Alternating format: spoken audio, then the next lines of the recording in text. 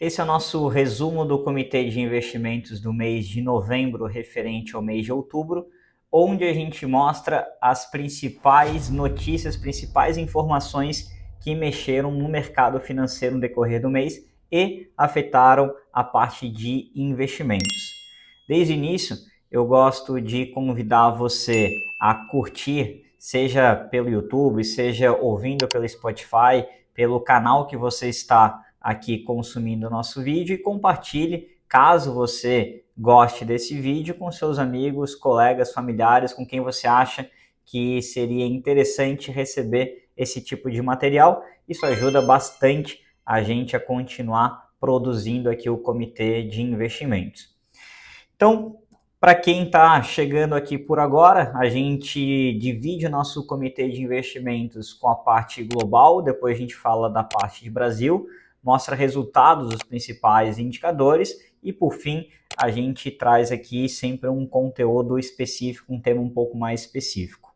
Nesse mês, o que chamou bastante atenção, primeiro, a gente teve redução na taxa de juros nos Estados Unidos, que era amplamente esperado, mas a gente teve como surpresa a expectativa de que a diminuição da expectativa de cortes para as próximas reuniões, e a gente tem os resultados de balanços corporativos que estão vindo positivos por lá. No Brasil, a gente tem também a parte de ações renovando máxima histórica, a gente teve também a parte de crédito que afetou muitos fundos de investimento dentro da renda fixa, e na parte de conteúdo específico a gente vai trazer um pouquinho sobre a questão da reforma do imposto de renda, que já estava na iminência de ser aprovado, foi aprovado de fato no dia que a gente está falando hoje, já no comecinho de novembro, a gente já sabe que foi aprovado no Senado, a gente vai falar um pouquinho sobre o que muda com essa reforma. Então, falando aqui primeiro do conteúdo global, a gente trouxe aqui os resultados do índice S&P 500, principal índice da Bolsa Americana, dividido por setores. Então, esse ano está sendo um ano bastante positivo para a Bolsa Americana, mas o que a gente traz aqui é que grande parte desse retorno ele vem muito concentrado num único setor de tecnologia da informação e também bastante concentrado em algumas poucas empresas. Isso naturalmente não é muito positivo, tendo em vista que essas concentrações em poucas empresas, em poucos setores, eles podem gerar um pouco mais de volatilidade caso a gente tenha algum problema ou alguma intercorrência dentro desse setor. É natural que seria melhor para o mercado se a gente tivesse esse retorno espalhado por vários setores diferentes, de modo que se a gente tivesse situações um pouco mais contracíclicas em algum setor específico, isso não afetasse o mercado como um todo. Então, na nossa visão aqui, a gente já recorrentemente bate nessa tecla. A gente não tem um viés negativo, claro, da Bolsa Americana, mas nosso viés aqui como investidor brasileiro que vai fazer investimento internacional, o nosso viés aqui é para pulverizar um pouco mais em outras bolsas de valores, não concentrando tudo só na parte de Bolsa Americana. E falando dos juros aqui, que eu tinha comentado anteriormente, a gente teve reunião no decorrer do mês de outubro que teve o corte de 0,25, isso era amplamente esperado, nenhuma surpresa até então. A grande surpresa veio aqui com as expectativas com relação à reunião do dia 10 de dezembro, a última reunião do ano, que até algumas semanas atrás a expectativa era de que mais de 90% de chances de que a gente tivesse um novo corte que levasse essa taxa de juros para o range entre 3,5% e 3,75%, ou seja, mais um corte de 0,25%. E a partir do corte agora que a gente teve, essa expectativa caiu drasticamente aqui para casa dos 65% e naturalmente a expectativa de manutenção no mesmo patamar atual subiu bastante. Então, no discurso ali que referendou ali o corte do 0,25, foi colocado que poderia, na próxima reunião, começar a segurar, esperar um pouquinho mais esses próximos cortes. Primeiro, a gente teve na decisão dos votantes já algumas divergências, não foi uma unanimidade no corte de 0,25, a gente teve até um voto para 0,50, mas alguns votos para manutenção, então já mostra um FONC um pouco mais dividido. E o segundo ponto é que a gente ainda está no shutdown dos Estados Unidos, então eles estão trabalhando com muitos menos dados, né? Tem uma quantidade de dados um pouco imprecisas para conseguir fazer uma tomada de decisão um pouco mais assertiva. Isso acaba dificultando um pouquinho essa tomada de decisão e esse talvez corte de juros mais à frente. Ainda falando da parte de taxa de juros, a gente fez um consolidado aqui de alguns dos principais países aqui, principais economias e zona do euro também, com relação às políticas monetárias, mostrando as datas da última reunião, o que foi decidido nessa última reunião, e a gente trouxe aqui também qual que é a taxa atual comparativamente à taxa máxima, o pico desses últimos 12 meses. Então, só o Brasil e Japão hoje encontram-se no maior patamar da taxa de juros nos últimos 12 meses. Todos os demais países e zona do euro já se encontram com taxas abaixo da taxa máxima dos últimos 12 meses. E nas últimas decisões que a gente teve, a gente não tem visto elevação da taxa de juros, ou manutenção da taxa de juros, ou cortes da taxa de juros. Pegando até o nosso par aqui, o México, hoje o México com uma taxa de juros de 7,5%, metade da taxa de juros do Brasil, e um corte aí num cenário de menos de 12 meses de 3%. Então, isso aqui embasa muito a expectativa de mercado de corte de juros, até porque o cenário externo está mais favorável para isso. Agora vamos entrar um pouco mais na parte de Brasil, em que a gente vai abordar aqueles pontos de bolsa e da parte de crédito que afetaram um pouco mais o mercado. E aí, começando com a parte de bolsa, a gente traz aqui dados separados, segregados por setores que compõem o índice Bovespa, justamente para mostrar que, apesar dessa alta bem significativa da bolsa nesse ano de 2025, essa alta ela não é homogênea entre todos os diferentes setores. A gente tem setores que estão sofrendo bastante, especialmente o setor ligado a agro. Então, Agro 3, SLC, Raízen, algumas empresas sofrendo bastante nesse ano de 2025, e o agro é um peso bastante relevante aqui na nossa economia. Em contrapartida, tem alguns índices subindo bastante, olhando índices que estão subindo bastante, que tem uma grande representatividade aqui dentro do índice, a gente tem bancos subindo quase 50% nesse ano de 2025, então juros até mais elevados acaba fomentando um pouquinho mais isso, e a gente tem também, que tem um peso razoável aqui dentro do índice, a gente tem aqui a parte de elétricas também, com retorno bastante atrativo nesse ano de 2025. Então, assim, quem faz um stock picking e acabou errando um pouquinho em algumas ações, pode estar com o seu retorno da sua carteira de investimentos bastante descolada do índice Bovespa. E no nosso entender aqui, é o que a gente sempre fala da pulverização em diversas ações, normalmente via ETF ou via fundo de investimento, para que eu consiga acompanhar um pouco mais esse índice e não ter esse risco de ter escolhido uma ou outra ação que não performou muito bem e acabou puxando o retorno dessa carteira de ações toda para baixo. Falando ainda da parte de ações, já tema recorrente aqui para quem nos acompanha nos comitês de investimento, onde a gente fala um pouquinho sobre a questão de bolsa brasileira estar bastante positiva por fatores domésticos ou fatores externos.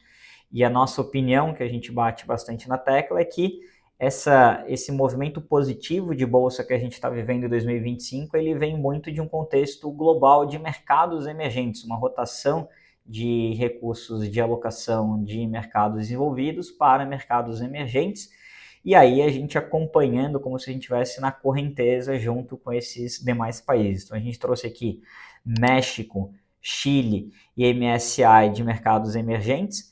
Se a gente olhar aqui Brasil, essa linha azul marinho, a gente está praticamente na metade desses pares, mostrando o ponto que eu falei anteriormente, de que a gente está acompanhando basicamente os mercados emergentes. Então, quem pergunta se essa elevação que a gente está vendo aqui na Bolsa Brasileira, se já é um trade de eleições, de uma possível alternância de poder, um governo mais centro-direita no ano que vem, no nosso entender, não é isso. Ainda não começou a precificar essa questão de uma eventual transição de poder mais positiva. Isso não está se refletindo ainda nos preços da Bolsa Brasileira, que estão, na verdade, só seguindo essa parte internacional. E se a gente olha aqui, outro índice bastante utilizado, o Aquin, o ACWI, ele está bastante para baixo, porque esse índice ele acaba pegando aqui pesos ponderados do mercado global. Então, ele vai ter uma representatividade de mais de 50%, quase 60% de Bolsa Americana, mais 20, 25% de Bolsa Europa. A gente acha interessante esse tipo de alocação também, para quem está indo fazer pulverização internacional, por aquele ponto que a gente falou anteriormente. Ele vai ter um peso bastante relevante de Bolsa Americana, mas ele não vai ser 100% Bolsa Americana, não vai ser 100% S&P 500, então a gente entende que é uma alocação interessante, até pegando esse trend de mercados emergentes que acaba tendo um certo peso ali dentro dessa composição. Falando ainda de alocação de investidor internacional e Bolsa Brasileira, a gente trouxe aqui o acumulado do fluxo estrangeiro dentro da nossa bolsa e percebe como o retorno da Bolsa Brasileira, como o retorno do índice Bovespa, ele é muito sensível a esse aporte, esse fluxo de capital internacional. Então, se pegar aqui no começo do ano, primeiro semestre, essa elevação significativa que a gente teve de investidores estrangeiros, daqui é saldos acumulados, 26 bilhões de reais, depois ele sai um pouquinho do mercado, então a gente vê a bolsa aqui nesse eixo da esquerda caindo um pouquinho mais, depois ele volta a alocar um pouco mais de recursos e a gente vê essa bolsa retomando um processo de alta até chegar nesses quase 150 mil pontos de patamar atual. O acumulado aqui de 25 bilhões de reais no fechamento até outubro. E o que é legal de se colocar é o seguinte, a gente está falando de 5 bilhões de dólares. Então, arredondando aí esses 25 bilhões de reais, 5 bilhões de dólares. É um volume quase ínfimo perto dessas alocações globais. Então, a gente está falando aqui um valor muito, muito, muito pequeno, quase irrisório, veio para o Brasil. Se o investidor estrangeiro entender que, de fato, o Brasil agora é sim uma grande oportunidade, é a bola da vez, é onde pode fazer uma rotação talvez de outros mercados até emergentes para o Brasil, tem um fluxo muito considerável de recursos para entrar e mostrar que ele faz preço aqui no Brasil. O investidor estrangeiro aí representa quase metade da alocação da Bolsa Brasileira. Falando da parte daí de crédito, que a gente entende que foi um tema bastante relevante agora no decorrer do mês de outubro, chamou a atenção de vários investidores o retorno não tão atrativo de alguns fundos de renda fixa, especialmente aqueles ligados à infraestrutura, debêntures incentivadas, aqueles fundos isentos de imposto de renda. Eles tiveram, na média, retornos um pouco atrativos, alguns até retorno negativo. Explicando um pouquinho o que aconteceu, basicamente a gente teve um aumento dos spreads de crédito. Então, todas as empresas privadas, elas pagam a sua emissão de dívida, ela é balizada no título público. O spread de crédito, basicamente, é a diferença do que a empresa paga para o título público. Então, usando como um exemplo básico, uma empresa pode pagar lá 1% de spread de crédito sobre o CDI. Então, se o CDI está 15, a empresa emite a 16, o spread de crédito dela é 1%. Quanto maior o risco da empresa, normalmente vai ser maior esse spread de crédito que ela tem que pagar. E a partir do momento que a gente tem uma elevação desse spread de crédito, quer dizer que o preço daquele ativo ele acaba caindo. Então, uma maneira racional de ver isso imagina que tem uma empresa que paga 1% só de spread de crédito, que é uma empresa boa, então ela paga só 1% a mais do que o CDI, e essa empresa começa a dar sinais de que não vai conseguir pagar as contas, e esse spread vai para 10% acima do CDI. O preço daquele papel, para quem tem aquele título, ele vai para baixo, porque agora o investidor quer pagar menos para receber mais no retorno daquele ativo. Então, quando isso acontece, o retorno de quem está alocado acaba ficando ruim. A gente estava vendo ao longo do decorrer do ano inteiro de 2025 uma compressão desses spreads de crédito. Aqui a gente trouxe rating AA, rating AA e rating A para mostrar qual é a evolução de spread de crédito desses papéis. E aí, colocando novamente, depois a gente vai mostrar aqui da parte de títulos isentos atrelados a IPCA, que essa variação acabou sendo significativamente maior. Então aqui, AAA, por exemplo, passa de 0,71 para 0,83, de AA de 1,06 para 1,22 e de um só A, então crédito não de rate não tão elevado, de 2% passando para 2,1. E aí, falando aqui de papéis indexados à inflação isentos, papéis ligados a setor de infraestrutura, que normalmente são isentos de imposto de renda para a pessoa física, eles normalmente são atrelados a NTNB, ou seja, tem vínculo com a inflação. Esse spread aqui estava em negativo em quase 0,50. O que isso quer dizer? Essas empresas estavam emitindo, pagando na média, a NTNB de referência menos 0,50. Ou seja, se é um título para 2035, vai usar o Tesouro IPCA 2035, antiga NTNB 2035, menos 0,5%. Então, se aquele título está 7,5%, o título da empresa vai estar IPCA mais 7, 0,5% a menos. Então, spread de crédito negativo nesse caso. Isso que chama bastante atenção. Às vezes, alguns investidores foram olhar alguma oferta pública. A gente está tendo agora a oferta pública da CEMIG, por exemplo, que está vindo a NTNB menos 0,8%. Ou seja, pagando 0,8% a menos do que um título público. Justamente porque ela já é isenta de imposto de renda, senão naturalmente não faria muito sentido uma empresa privada pagar menos do que o título livre de risco. E a gente viu que esse spread de crédito negativo, ele continua negativo, mas ele subiu bastante, ele encostou muito mais aqui no zero, passou ali de menos 0,50 para quase menos 0,17. E aí, novamente, essa elevação desse spread de crédito acabou gerando uma performance ruim para fundos de debêntures incentivadas, seja sobre CDI, seja sobre inflação.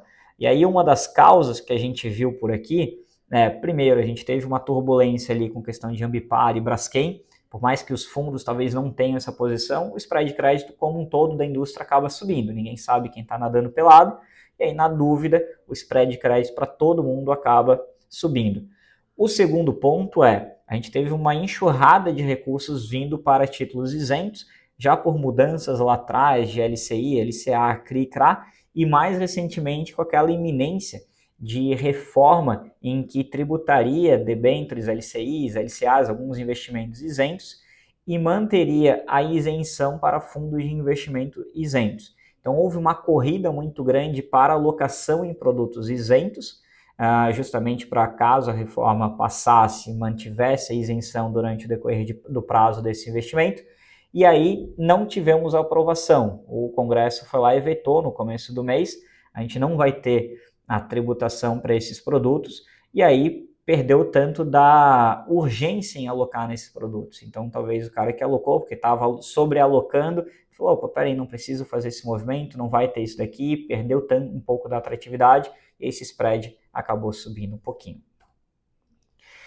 Para finalizar aqui, a gente trouxe alguns dados de mercado, alguns indicadores de mercado ao longo desse último mês, um mês e um pouquinho, mostrando o que tinha de consenso, o que tinha de resultado, e a gente colocou em azul os resultados que vieram corroborando mais diminuição de atividade econômica ou inflação mais baixa, ou seja, que corroborariam cortes de Selic, em vermelhos que não corroborariam corte de Selic, e deixou ali em preto os que vieram exatamente junto com o consenso. O que a gente quer mostrar aqui é que a maioria dos dados que vêm sendo divulgados, eles são mais pró-cortes de Selic. Então, por exemplo, a gente teve elevação aqui de taxa de desemprego. A expectativa era de 5,5 e vem 5,6. A gente teve IGPM mais baixo do que esperado, IPCA mais baixo do que esperado. Atividade econômica também abaixo do esperado. Então, a gente teve vários dados mostrando que a inflação está vindo abaixo do esperado, de que a atividade econômica está vindo abaixo do esperado e que desemprego está vindo um pouco acima do esperado. ou seja, atividade econômica um pouco mais fraca, inflação mais controlada, corroborariam dariam mais espaço para esse corte de Selic. Então, junto com esse cenário internacional um pouco mais propenso a gente fazer corte de juros, a gente está tendo a parte doméstica que está, de fato, consolidando e se encaminhando para que a gente tenha cortes de juros, e a gente poderia ter cortes bem significativos de Selic no decorrer de 2026. Então, consenso hoje de mercado é que em 2025 a gente ainda não corta. A dúvida é se corta já na primeira reunião de 2026 ou na segunda reunião de 2026. E a gente tem cortes um pouco mais significativos, talvez levando a Selic para casa dos 12% no final de 2026. Lembrando que é ano eleitoral, então a gente deve ter mais esse impulso aí para cortar juros, mais essa pressão talvez do Executivo Federal para cortar juros em ano de eleição. Com isso a gente finaliza esses dois primeiros tópicos aqui do Comitê de Investimentos, para a parte de alocação e performance. A gente teve um CDI no mês de outubro de 1,28%, provavelmente o maior CDI dos últimos 20 anos no mês e provavelmente o maior dos próximos anos também, porque o CDI ele pega dias úteis, a gente teve em outubro bastante dias úteis, foram 23, novembro a gente já não vai ter, já tem feriado, dezembro a gente tem feriado e janeiro provavelmente a gente corta juros, então talvez seja o maior CDI mensal dos últimos anos e provavelmente é o maior dos próximos anos também. A gente teve títulos de crédito privado medido pelo índice de debêntures Ambima rodando abaixo do CDI, a gente explicou um pouquinho a elevação dos spreads de crédito e por isso o crédito privado acabou rodando mal no mês de outubro. IMA-B, títulos indexados à inflação, continuam mal no mês, não tivemos o fechamento de curva que a gente teve nos títulos pré-fixados. Bolsa novamente positiva, 2,26%, levando o ano para 24%. E na parte internacional, dessa vez, os ativos dolarizados superaram os ativos redeados. Então, o dólar subiu um pouquinho mais do que o diferencial o carrego de juros do Brasil, o diferencial de juros Brasil e Estados Unidos. E os dois foram positivos. A gente teve tanto a parte da renda fixa quanto a parte de renda variável, com outro mês positivo. Então, o que a gente teve aqui, de maneira geral, é que carteiras de perfil mais agressivo, que aí tem esses percentuais de alocação mais internacional em bolsa, foram bem, e carteiras muito conservadoras acabaram indo um pouquinho mal, porque a parte de indexada à inflação, que normalmente tem um peso razoável na carteira, e principalmente crédito privado, foram um pouquinho mal.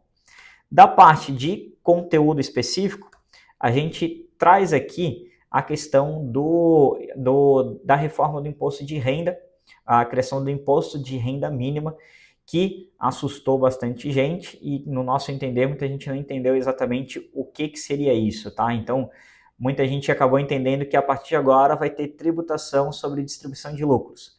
Não é exatamente isso. O que está tentando se fazer é um imposto de renda mínimo, de modo que quem já pagou o imposto de renda não pagaria mais, mesmo que na fonte ele vai ser tributado em distribuições de lucros acima de 50 mil reais de uma única fonte, de um único CNPJ, ele ainda poderia ter a restituição do imposto de renda. E é isso que a gente quer mostrar aqui. Usando como exemplo aqui, uma empresa no lucro real, que tem uma tributação aqui simulada de 34%, ele faz uma distribuição de lucros, ele vai ter o imposto de renda retido na fonte, né? Mas aí quando faz o redutor, e aí acho que é esse o principal ponto, quando se faz a conta do que ele já pagou de imposto, do que ele deveria pagar de imposto, ele tem a restituição daquele imposto que foi retido em fonte, porque ele já pagou imposto.